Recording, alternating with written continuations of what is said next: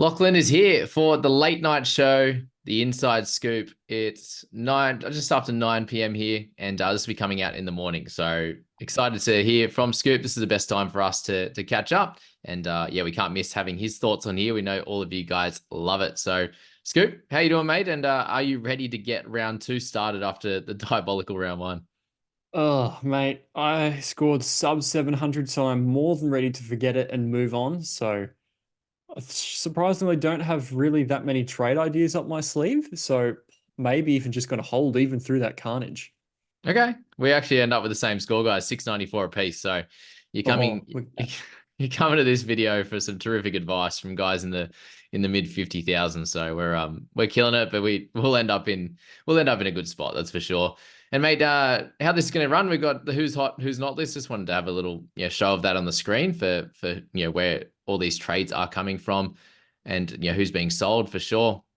And then we'll go through a bunch of players. We'll have a quick look at your squad, any thoughts you have on it, and go from there, mate. That's going to be plenty of fun. So the who's hot list, mate. Lockie Galvin, obviously 230k. He's at 4.7% on the way in. We've got Terrell at 4.26, and then Ben Trebojevic. The people that missed him at 3.59. Anything stands out from this list for you? Obviously, that's a big top three, and then it's sort of 2.5% and below. Sonny Luke there at 2.45. It's a fun one.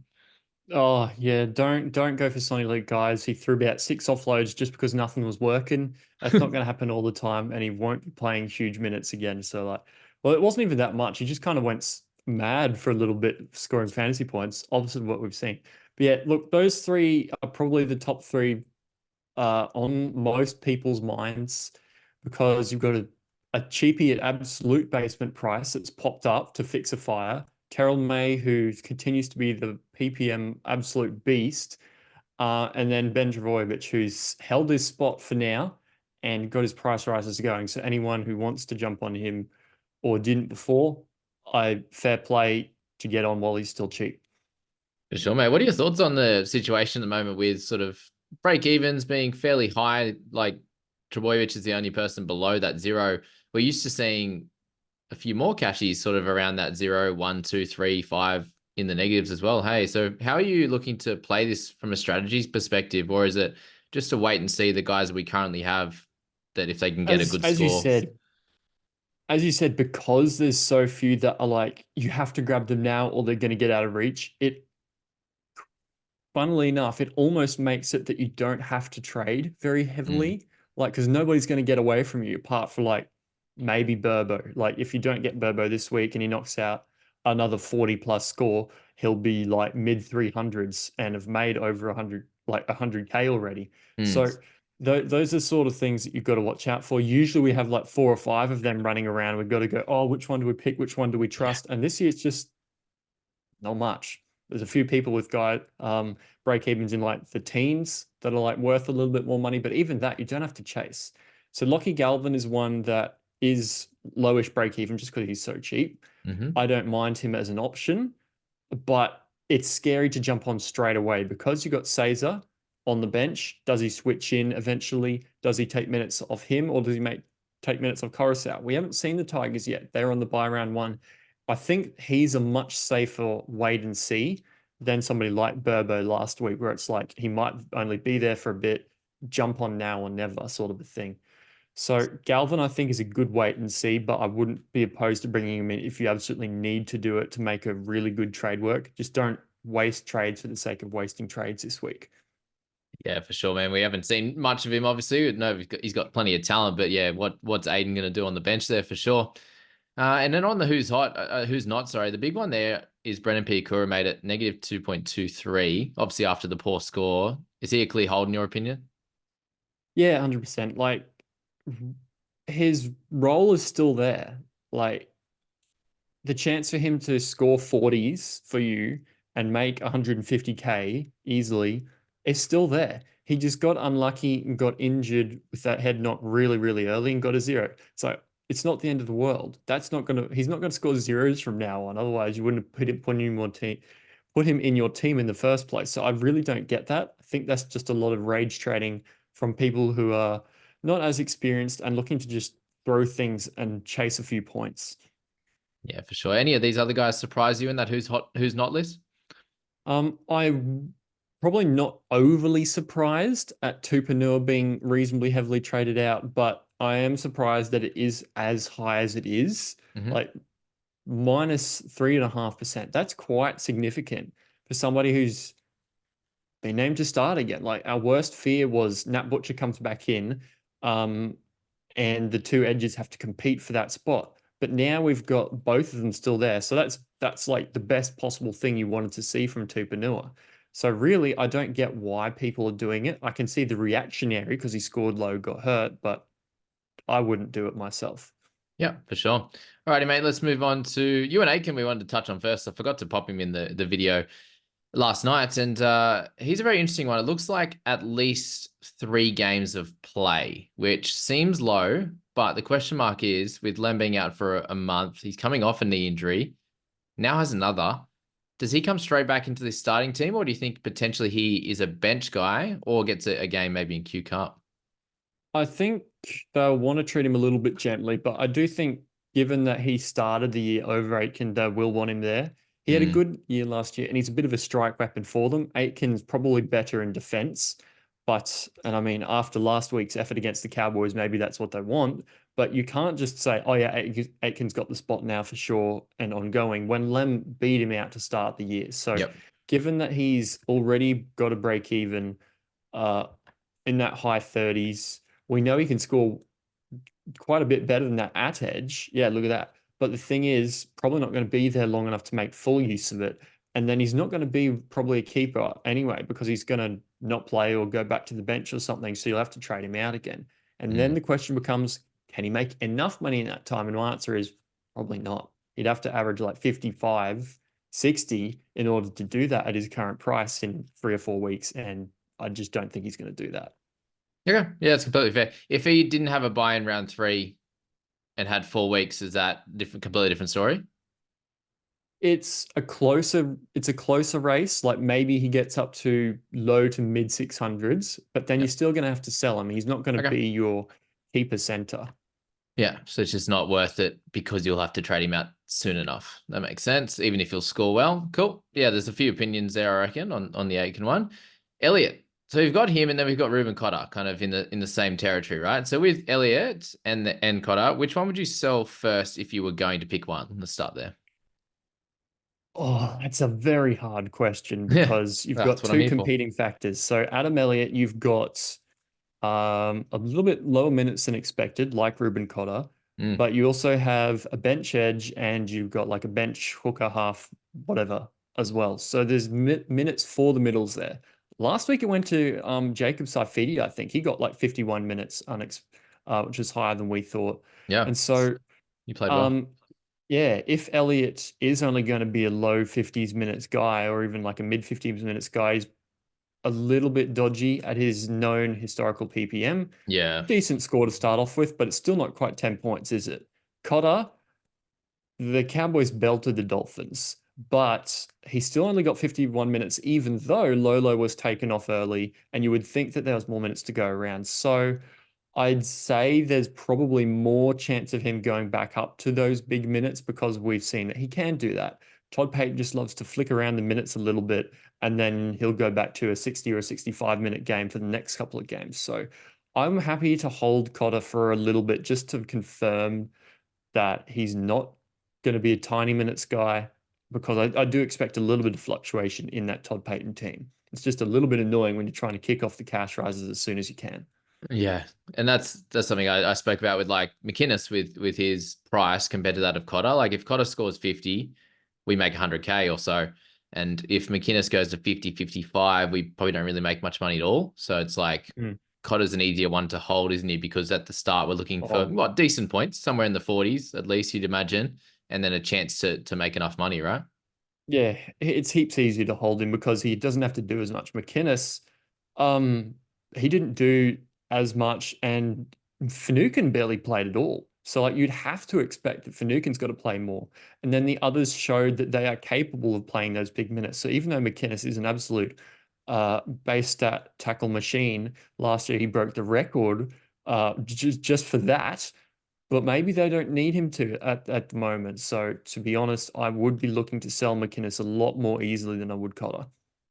Very interesting. Yep, that's the thing. That's where I'm at the moment. It's just who to sell him for is or who to make my second trade for is the big question in my team. But Talos Duncan, someone I am looking at. We've got some news actually. Wacko Whisters put up that the reason he kind of probably didn't start in round one was the fact that he hurt his calf, and so he played New South Wales Cup on the weekend and had 2 stints for 47 minutes. So there's probably a slight worry on the minutes and the calf. I don't know if that sort of turns us away, but sort of what are your thoughts on Tallis, mate? Then we probably just have no idea what the minutes are going to be like, if he actually is going to play edge, if it's going to be middle. But is he someone that you feel like you can just back the talent in and then he'll be in this side for that minimum 6 weeks of Arrow, and then if Arrow's out long term? Oh, definitely. I think that he is going to be in the team from now on, whether that is starting lock or, as you say, with our off the bench eventually. But this is a scenario where there's potential money to be made. It's a long enough time frame where he can just about peak and you can move him on. And the role looks pretty all right. So there's a decent amount of middle forwards to go around, but we saw how much Murray got pushed out to edge in that last game. So Mm, there could be a world where Tallis Duncan plays 40, 50 minutes at least and makes some pretty decent scores. I don't think I'll jump on this week because I don't have to make a lot of trades.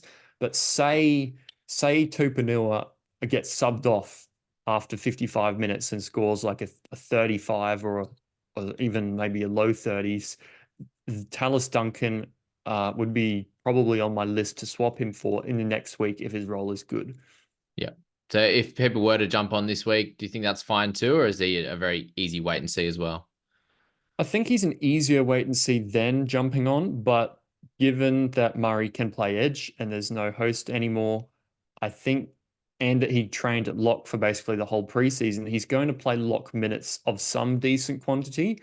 It's just that his price starts with a 4 Mm, instead of a 3 or a 2. So it's a little bit harder to just dive straight in case you fall into like, well, not in the same price packet, but like another McInnes where you're expecting something and it was completely different. There are probably about 3 teams that were like that last yeah. weekend. For sure. I suppose it is just in this scenario, you're just backing the talent. It's 29 minutes for 30 points. And you just hope that he can be somewhere near a point 0.9 or something PPM if he could get 50 minutes, even 45 minutes, and he'd be fine. Which is what we said in the Mm, preseason. Hey, that we were looking at him if he was to get some type of role, then that'd be cool, except for off the mm. bench. So I suppose the good thing with him, it's first game of the week, right? We can actually find out where he lines up, which is good. Moses, is it panic stations for him? Thinking maybe there's worries that he won't kick as much or he won't kick goals in this next game coming up? It's a bit of an interesting situation with Moses. If you started with him, I'd probably hold because for something that he stayed on the park for and he said, look, I'm pretty much all good for this week. I don't understand why you'd move him on. The NRL physio was saying there is like some worry that it might be like a little bit limited or like a little bit riskier to just come back straight away from that type of strain, but like it's pretty low on the low end of the scale. Maybe um, it takes a week for him to get up to full speed again, especially against the Panthers. But after that, he's got a not so bad run of Manly, Tigers, Canberra, Cowboys. Although, given how 3 of those compete in the first week, maybe it isn't as easy as we thought. Yeah. But yeah, definitely from within the next couple of weeks, he'll be back up to normal Mitchell Moses, and probably a lot of us will be looking at him as a buy if he goes down to sort of that low 700s. I did see a few people in the comments said that. Give it a few weeks and I'll be looking to buy him. So fair enough. Mm. Fogs, mate, 650. You did start with him. We'll get into your team in a second, but really happy with his output. And do you expect something similar over the coming weeks? Yeah, I think so. I mean, you have a look at the kicking split for most teams with a dominant halfback, and it's about 80%. Cleary versus Luai, Reynolds versus Mam, all of those type of ones. And Ethan Strange had 0 kick meters last week. Yeah. 0. I think it was Danny Levi and Cotric had more kick meters than him. So it's almost an unprecedented split. I mean, he was not going to get 800 kick meters a week like he did last week. But we've seen that his base is there. He got 1 try assist, 1 tackle break, 46 meters gained, and he still managed a 56. So his floor's probably safer than we were worried about.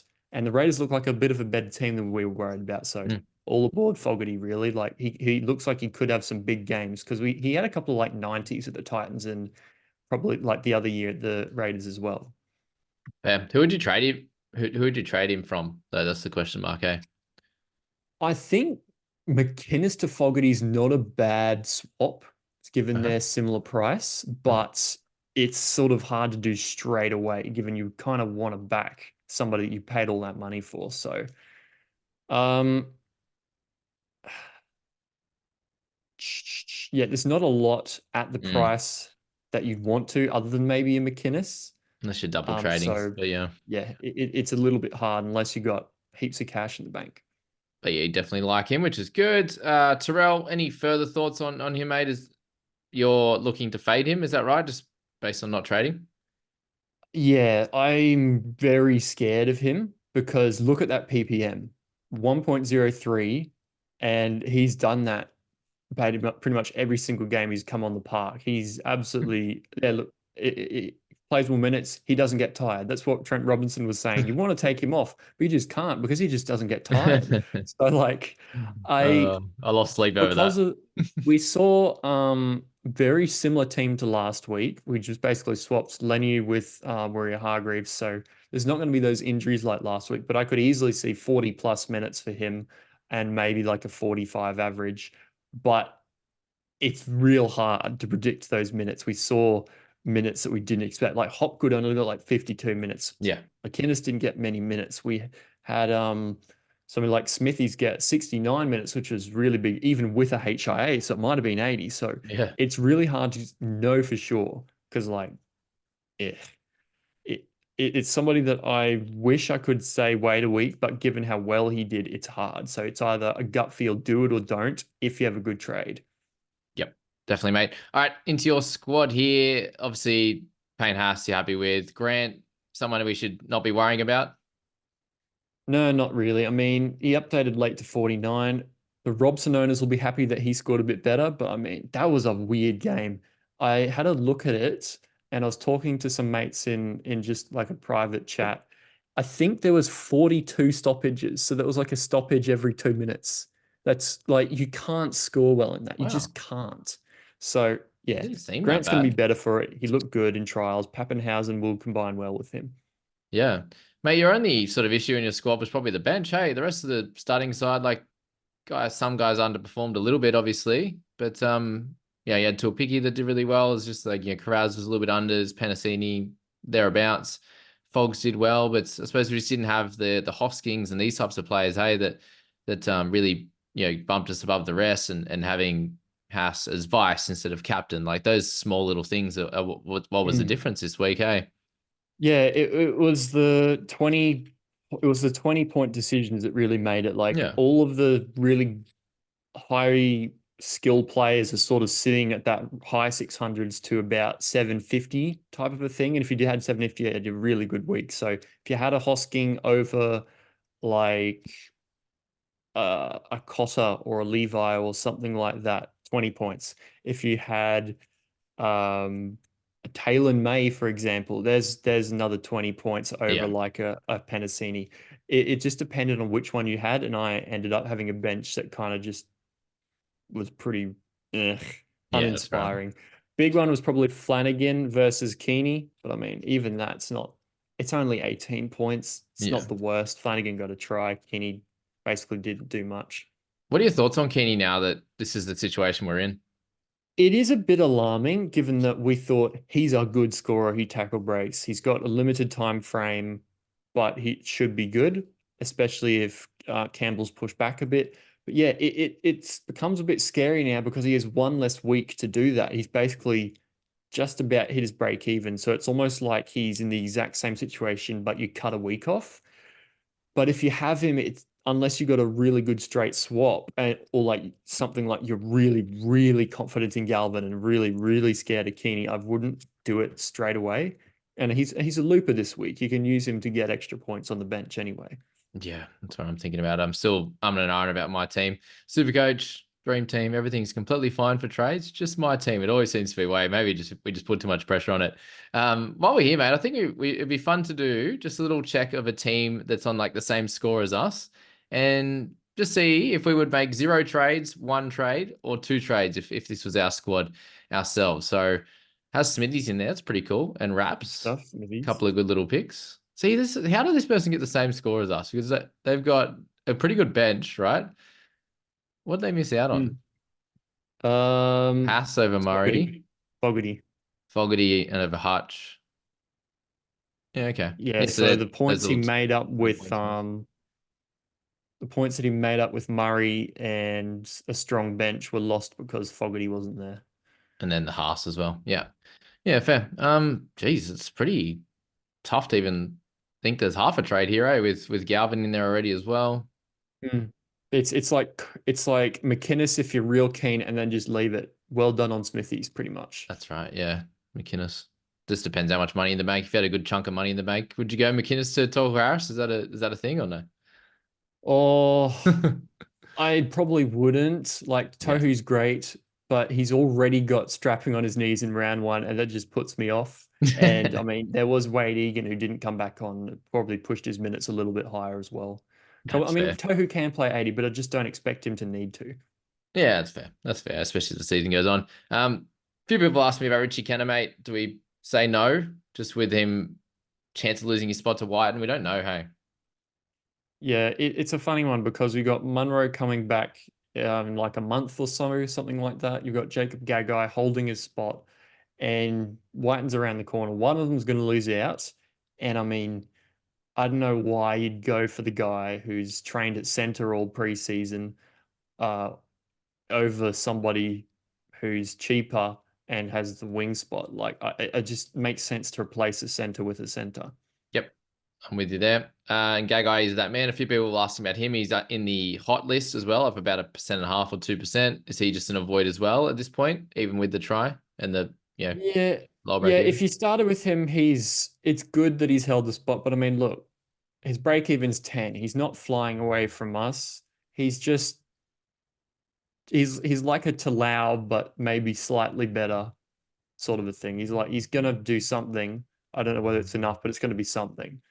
Oh man, I think Talau's 35% going to be owned. good.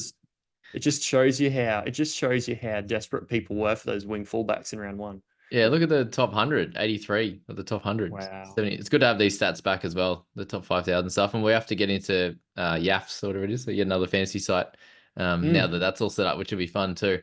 I forgot about it until one of the boys mentioned, was it you mentioned or one of the boys mentioned it the other day? Yeah, so Oh, I Gags, had forgot I'd forgotten it too, so probably someone else. yeah, there you go. Yeah, round, we were using it every week and then, end of the season comes along. Anyway, can you stop with the Tommy Talau slander? Him and Ben Murdoch-Masila, they're goated. Come on. Oh, they're the guns. I mean, you've got Tommy Talau, who's the meme machine at the Tigers.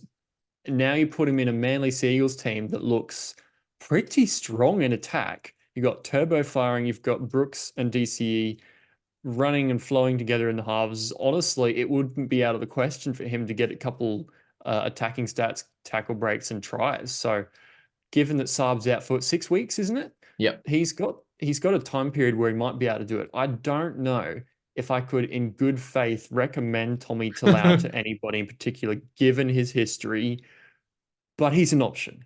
Yeah. I think he looked better in the trial for sure. So that's something. That is something. People asking about Arthars as well. He's gone up after his good score. I was very impressed with it. Obviously some attacking stats, but the meters game was the big one for me. Hey. Yeah, I was really off him. To be honest, I thought he doesn't score as well at wing as he does at center, but he switched sides. He had a good game. Yeah, and even if you take out the try, assist, and line break, that's still 31 points. And at And his 3 errors. price, it's not too bad. So give him a try. And he could have some 40s and 50s in there occasionally. Yeah, and then probably I suppose if he's got good run meters like he did in the final series and stuff, he's probably like a 20 floor rather than like a 15 or something that he used to be. Mm. Or when he does score a try, he's a 40 rather than a 26 or something like that, which is Yeah. helpful. Oregon Kaufusi's on that list as well, mate. Up a little bit. Had a really good game, and well, you mentioned the minutes. Is that something that you think that can be sustained with him, or and the I PPM? I just don't like it. Like it feels like it feels in my bones like something's gonna go wrong. It just doesn't feel right. Like you got Yeah, Hamlin ULA is out. You got Finucane who played next to no minutes. It was the like weird stuff going on. And you're yeah, just like, I trust Oregon Kaufusi now as a buy, and it just yeah. I don't love it. I'm just waiting for McInnes to somehow get 60 minutes next week. Well, this week anyway. McIntyre, another one, 329. The minutes we're talking about again, 47 for him. Definitely didn't expect that, and I wouldn't expect it going forward. Are you the same? Yeah, I don't think so. Like you had Lolo. I keep hearing conflicting reports as to whether he was just come off because he wasn't needed or whether he sort of half niggled something and they were winning by a mile, so he just stayed off. But yeah, Mm. either way, they're not going to belt somebody by like 25 points by half time and then just sit on their good players like Lolo and Cotter. So probably not one for me, given he's not base price. Definitely. Alex Seyfarth, mate, are we watching him for a week?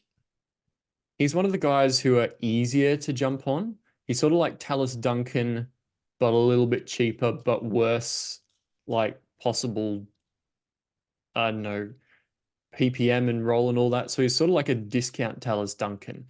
Um, Starting lock is good.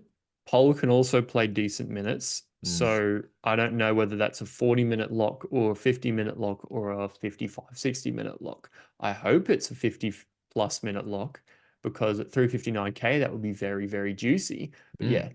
I think it's going to be one of those really good trade-ins in round two if he goes tick, good roll, and then you can double confirm somebody who may or may not be a good roll like a Cotter, a Tupanua, a Wong and stuff next week. It definitely feels like it's a watch for 2 weeks. We should have I think we have enough information after 2 weeks to make Yep. these decisions. We probably just need like 3 or 4 trades, not two, next week. McInnes, so yeah, you spoke enough about him, which is cool.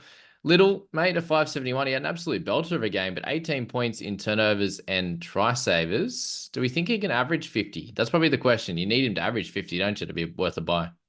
It's a tough one because we wanted Jacob Liddle to be a fantasy buy for years and years Yeah. and years. It feels like every year we're like, oh, he's just a bit underpriced. If only he could get 70 minutes. Yep. And he got it. And then he got 68 minutes. So it's like, is it time? I don't know. Because like if you filter his minutes to above 60, historically, if you filter it to above 60, he averages 51.7 in 70.5 minutes. Yeah. Good Taking enough. away like the tackle break nerf, that's probably about bang on 51 or 50.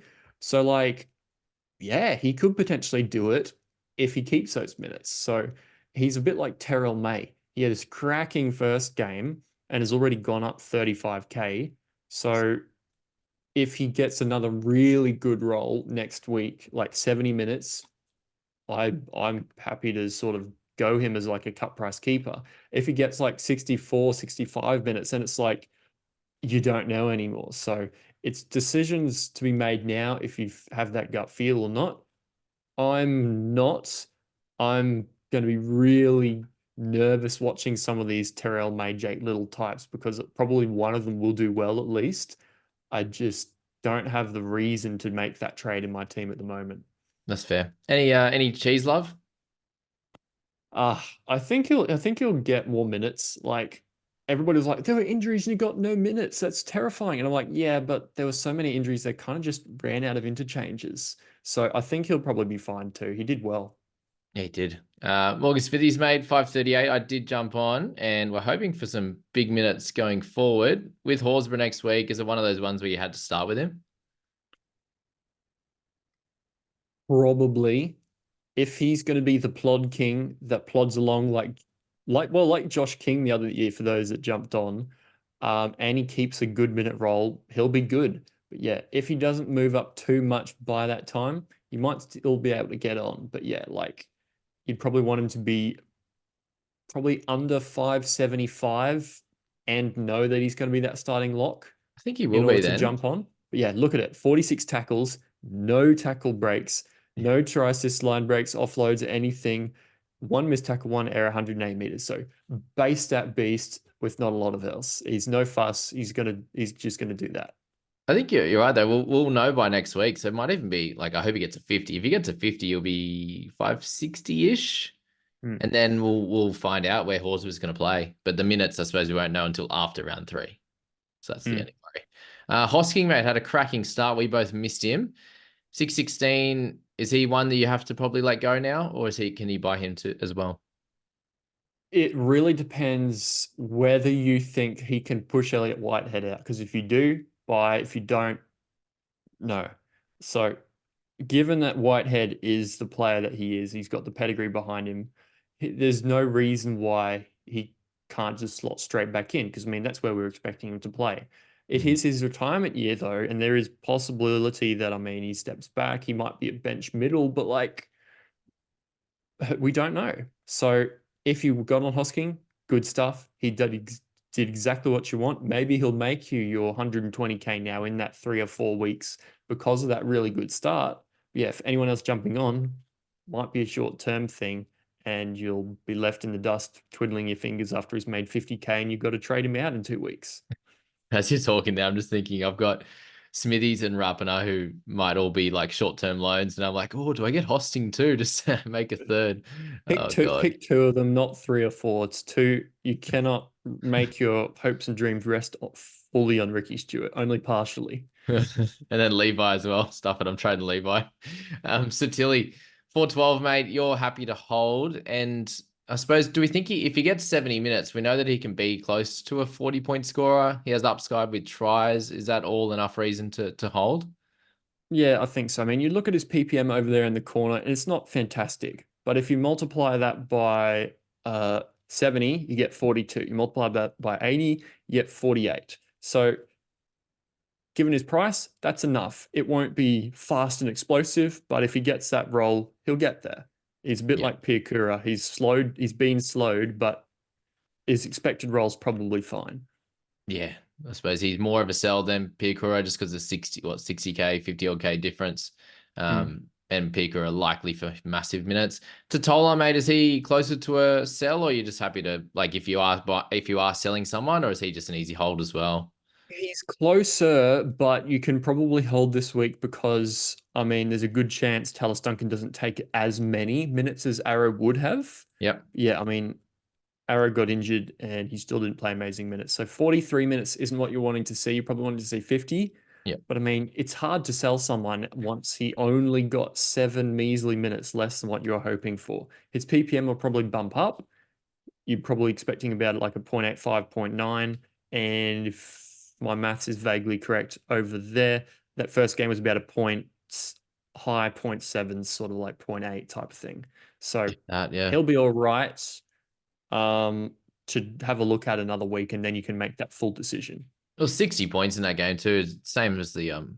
the Cows game. So Cotric, mate, unfortunate that he didn't end up making the squad. We both don't have him, correct? No, I don't have him.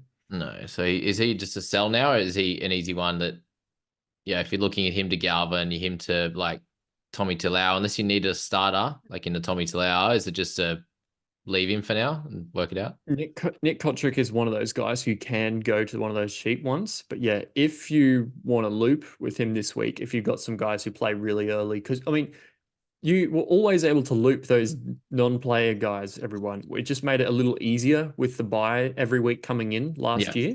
So just remember that you can do that. It's just a bit more finicky and you've got to be careful. for sure. And they play mid tier, so fourth game of the week. Yeah. Not too bad. Loop like Hughes or something a couple of games Salmon, yeah, early. all those guys. Yeah, for sure. Let's finish off with Curran, mate. He actually came out and played 63 minutes, got 47 points. Is there any world where we expect sort of near 60 minutes for him? Like we thought we would if he was starting? Probably not. I mean, it was a massive flow-on effect. You had Adokar go up for half the game, Kiraz goes to wing, Salmon goes to Yeah, center, Curran amazing. goes into lock. So because Salmon was missing from that, he filled that hole.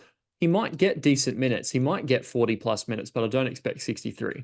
I just really want to know how many minutes Salmon was going to get. Mm.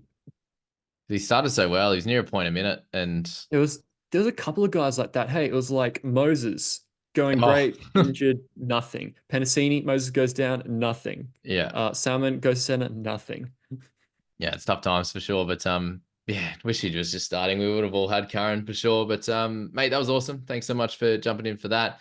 Cool. We get Matt's thoughts. We get Scoop's thoughts there for your Thursday morning on your way to work or something. If you listen to this, thank you so much. If you made it to the end, let us know in the comments. Give Scoop some love. Yeah, we'll have a cracking round two, and hopefully we'll at least go up one rank, right? 1,000+ points for all of us. Yeah, let's go. All right, thanks guys. See you later.